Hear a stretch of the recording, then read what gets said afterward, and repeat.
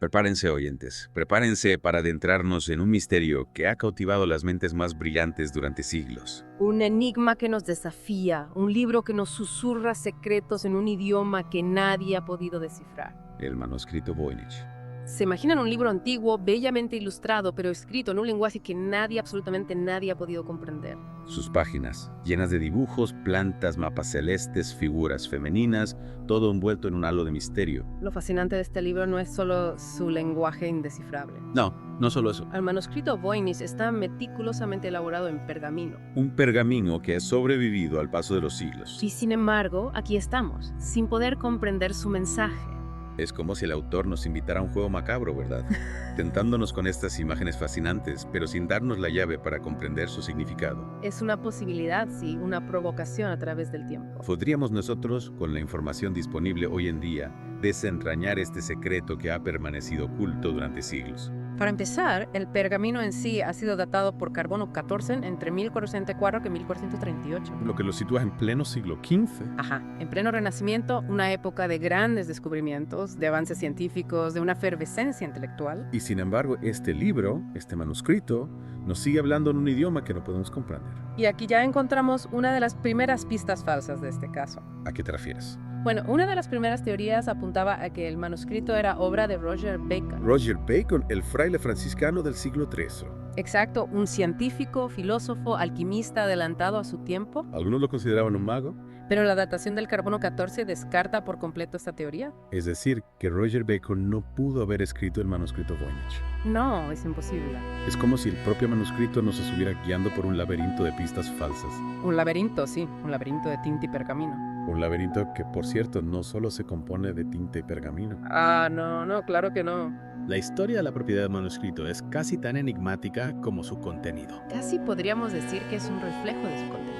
Se dice que el emperador Rodolfo II del Sacro Imperio Romano lo compró por 600 ducados de oro. Rodolfo II, un personaje fascinante, obsesionado con el ocultismo, la alquimia, Se dice que estaba convencido de que el manuscrito era obra de Roger Bacon. y que pagó una fortuna por él. ¿Verdad o leyenda?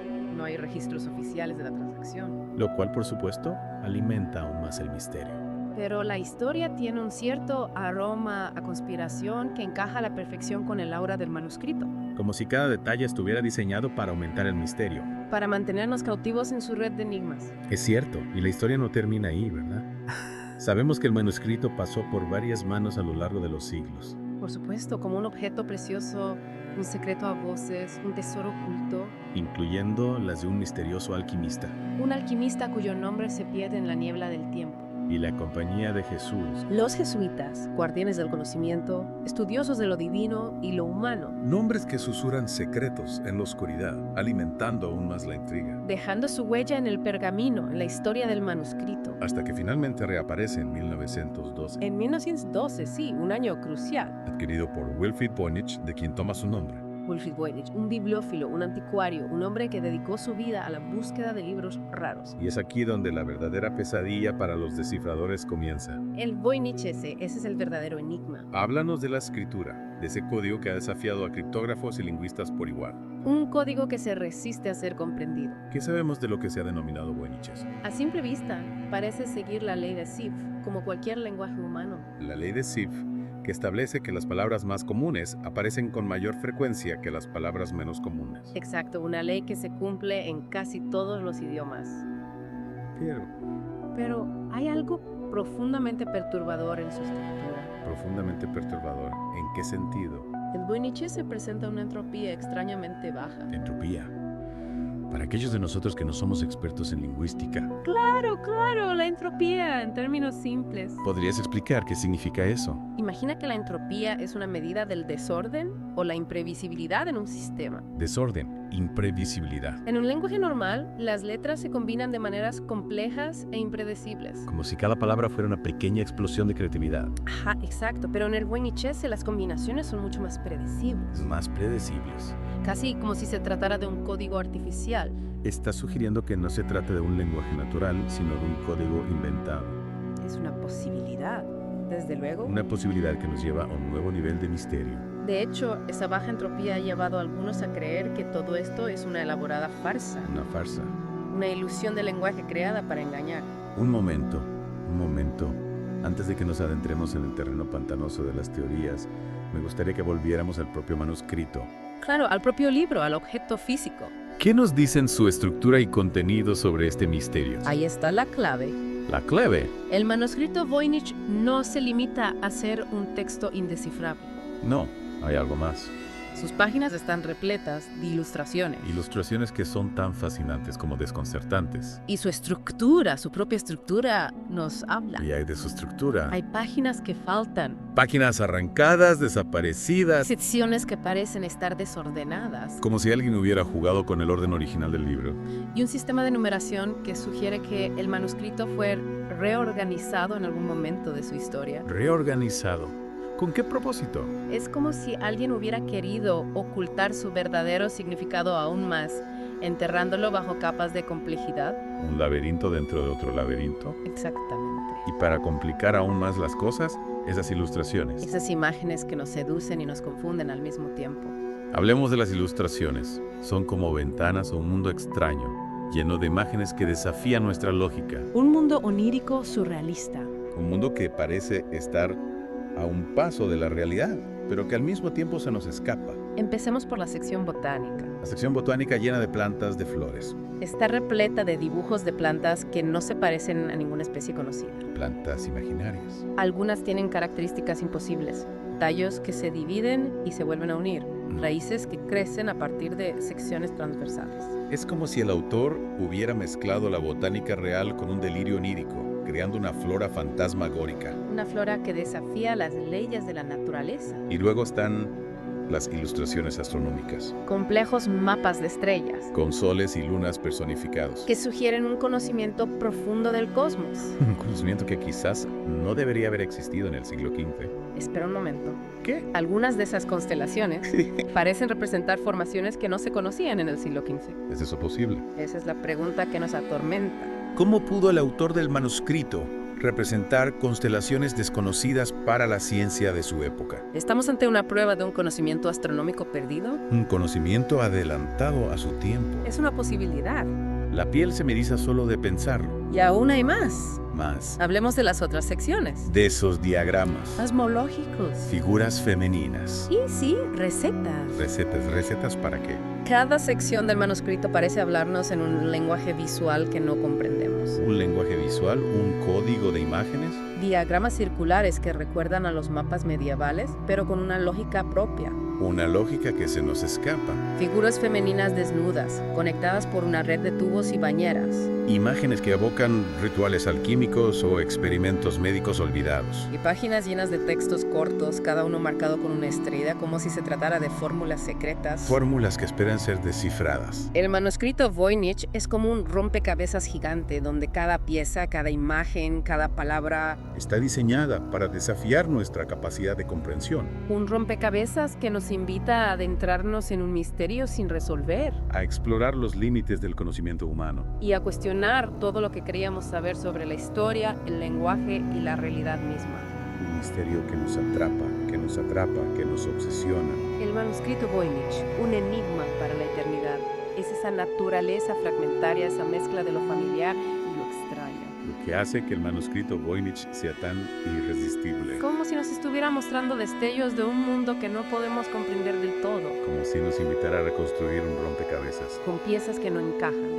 Ante este desafío, la mente humana, por supuesto, no se ha quedado de brazos cruzados. No, por supuesto que no. A lo largo de los años se han propuesto innumerables teorías Innumerables, sí. para descifrar el código Voynich. Cada una con sus defensores, sus argumentos, sus pruebas, Algunas, por supuesto, más plausibles que otras. desde luego.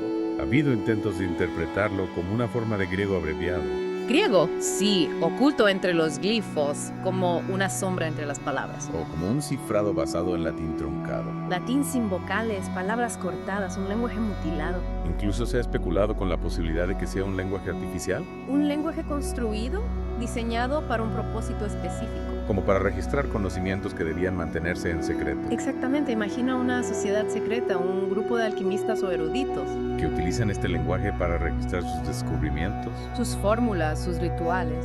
Pero si es así, ¿por qué hacerlo tan complejo? Buena pregunta.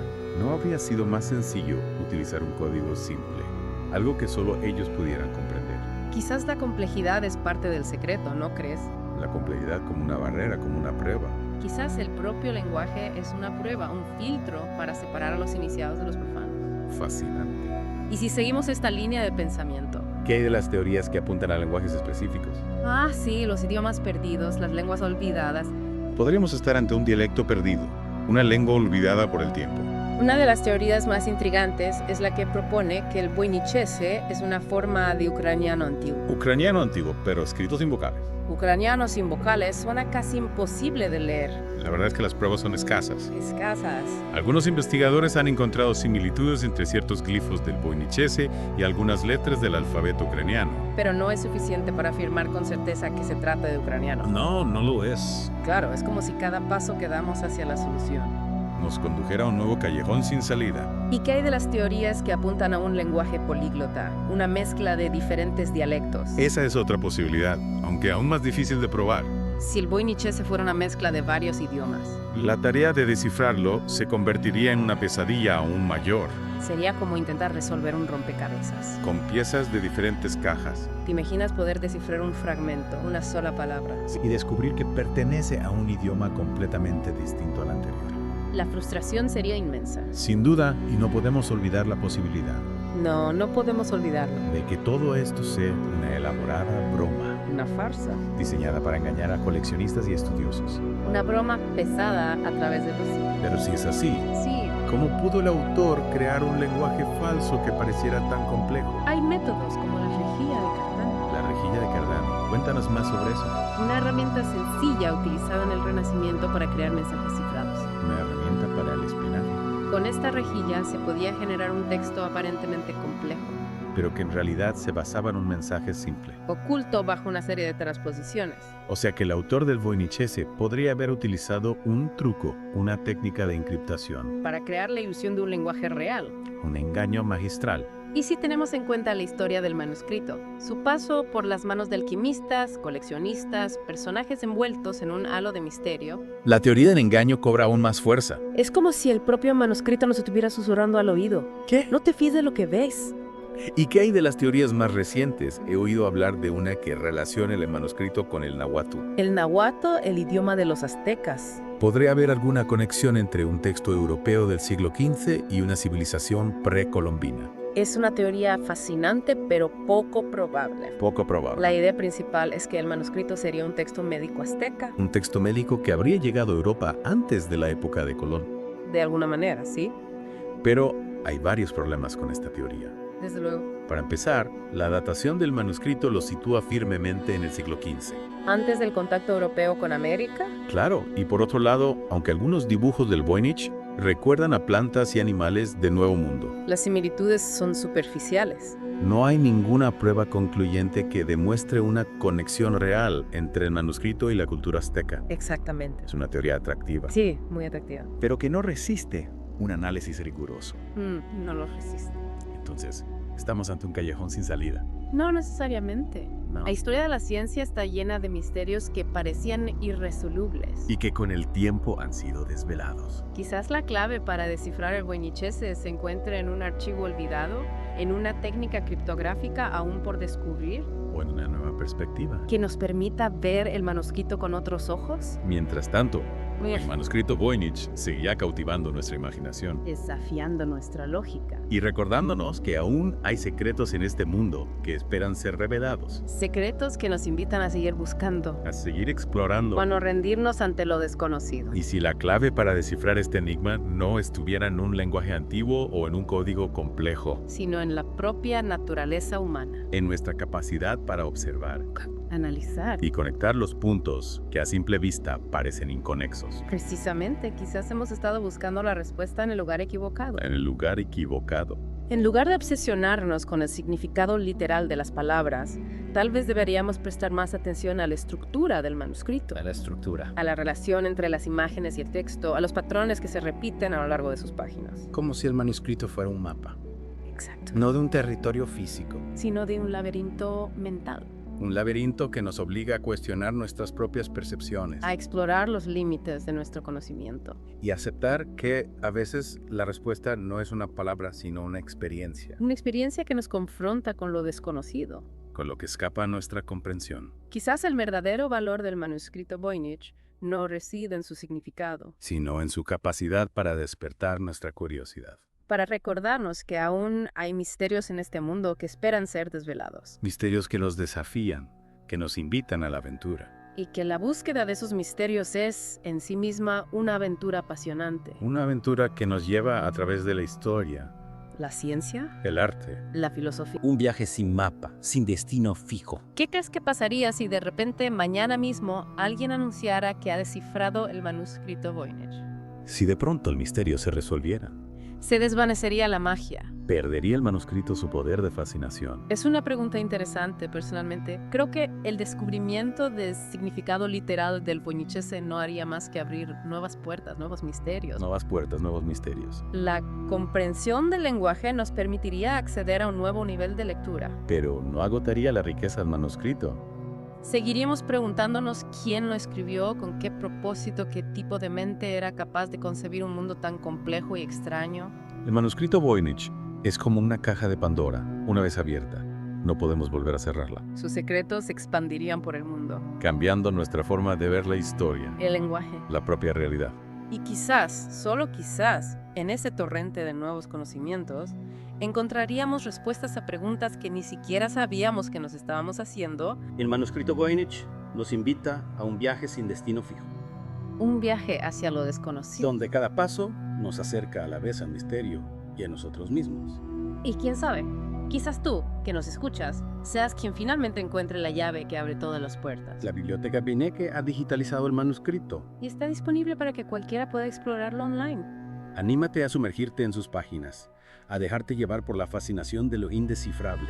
Observa los detalles, busca patrones, conecta los puntos. Quizás la respuesta esté más cerca de lo que imaginas. Y si descubres algo, no dudes en compartirlo con el mundo. El manuscrito Voynich nos pertenece a todos, Es un legado de la humanidad. un enigma que nos desafía a seguir buscando, A seguir explorando. a no perder nunca la curiosidad.